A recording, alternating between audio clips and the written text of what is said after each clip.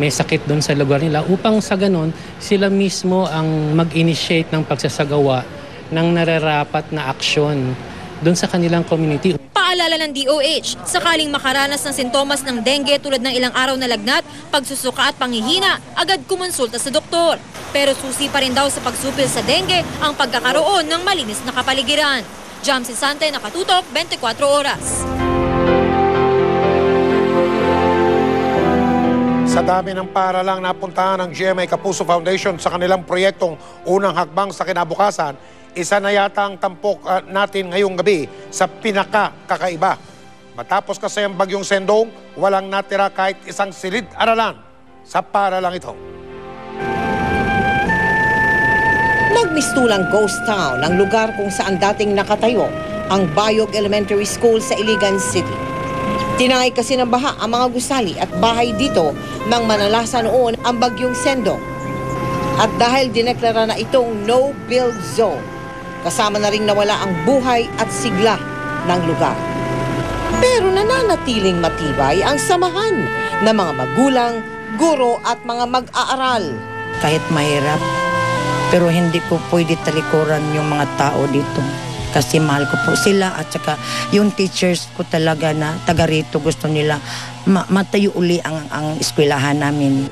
Sa dokumentaryong Batch 2012 ni Sandra Aguinaldo sa programang Eyewitness, ipinakita ang dedikasyon ng mga mag-aaral kahit magkakahiwalay na silang magkakaklase. Kaya sa aming pagbisita, muli naming pinagsama-sama ang mga incoming grade 1 students sana ng Bayog Elementary School para makatanggap ng mga gamit pang eskwela at sama-samang magbalik tanaw sa paaralang tila sa alaala na lang madadalaw. Yung bag namin may kapalit. Ano kaya sa tingin nyo yung kapalit ng bag? Ano yung kapalit ng bag, kuya?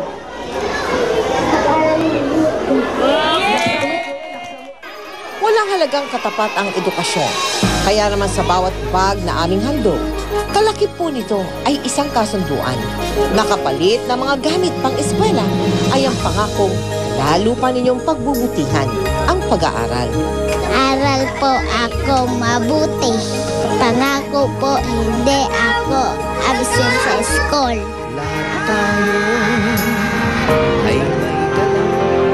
Mga bata, aasahan ng GMA Kapuso Foundation ang pangako nyong yan. Sa kabuuan po ay 1,500 estudyante sa grade 1 sa Iligan pa lang yan ang nakatanggap na ng mga bag at school supply. Hindi po ito magiging posible kung wala ang mga katuwang ng GMA Kapuso Foundation. Maraming salamat po sa inyo. Gusto nyo rin po bang maging bahagi ng mga proyekto ng GMA Kapuso Foundation? Magsadya po lamang kayo sa kanilang tanggapan. Ayan po ang address mga kapuso. Pwede rin kayo magdeposito sa kanilang mga bank account o sa kahit anumang sakay ng Cebuana Luwerier o di kaya mag-log on kayo sa www.kapusofoundation o www.kapusofoundation.com. Sabi ng Malacanang, pati mga kapitan ng barangay ay pwede nang magsuspinde ng klase kung masungit ang panahon pero wala namang nakataas na storm warning signal. Pero ang sabi ng DILG, ang pwede lang gawin ng mga kapitan, magrekomenda ng suspensyon. Kaya ang ilang kapitan, nalilito. Nakatutok si Salima Refan. Nitong Enero pa pinalabas si Pangulong Noynoy Aquino Executive Order No. 66 na nagsasabing ang local government units na ang dapat mag-anunsyo ng suspensyon ng klase kapag walang nakataas na storm warning signals. Walang nakasaad dito na maaaring mag-utos ang suspensyon ng klase ang mga barangay chairman. Pero kahapon, sinabi ng palasyo na pati ang mga barangay captain pwede na magdeklara ng class suspension. Kapag wala po sa city mayors po yan, sa municipal mayors, and pag wala po, pagbaba dun sa barangay. Sa Quezon City, isang memo ang nagbibigay kapangyarihan sa mga barangay chairman na magsuspende ng klase matapos makausap ang principal ng eskwelahan kung delikado sa lugar. Bagay na nangyari sa barangay Pinyahan kung saan maaga pa lang, baha na sa Viluna. Dahil dito, maagang sinuspende ang klase sa Pinyahan Elementary School at Flora Ilagan High School. Sinubukan naming bigyan ng obligasyon ng responsibilidad ng mga barangay officials na tulungan kami upang ma-determine kung totoong kailangan magsuspende ng klase. Hindi na namin inantay yung general ruling na utos na magsuspende kasi on our own napansin na namin talagang very risky na at nakakatakot na yung sitwasyon dahil malakas nga ang ulan at Pero nilinaw ng DILG, walang kapangyarihan ng mga barangay chairman na magsuspinde ng klase. Ang maaari lang daw nitong gawin ay magrekomenda ng suspensyon. Maging ang kapitan ng barangay Tumana sa Marikina, naguluhan sa sinabing maaari na silang magsuspindi ng klase. Wala pa kasing malinaw na guidelines tungkol dito. Hindi yata masyadong malinaw kung paano isususpend ng isang kapitan. Walang eskwelahan sa kanyang lugar. Ang pinakamalapit, pinaghahatian pa nila at ng 2 pang barangay. Paano pag sa may Marikina Heights pala o sa isang barangay pala, hindi pala baha? Nadami pa imbis na edukasyon na kailangan.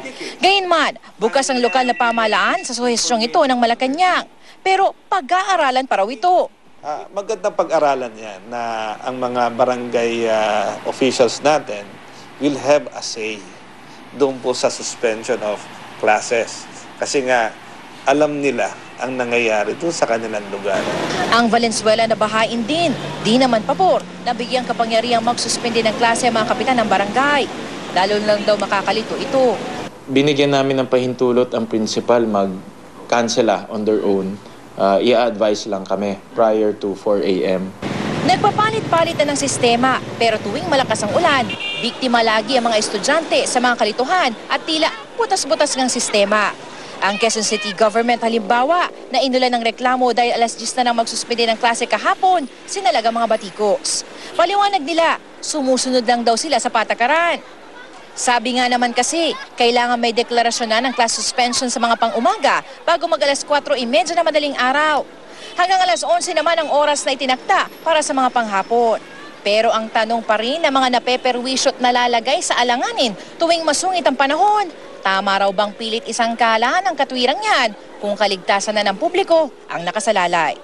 Salima Rafran, Nagkatutok, 24 Oras. Hindi po biro ang matrap sa loob ng sasakyan sa gitna ng mataas na baha. Ano nga ba ang dapat natin gawin sakasakali? Huwag naman sana na malagay tayo sa ganyang sitwasyon. Yan ang tinutukan ni JP Soriano.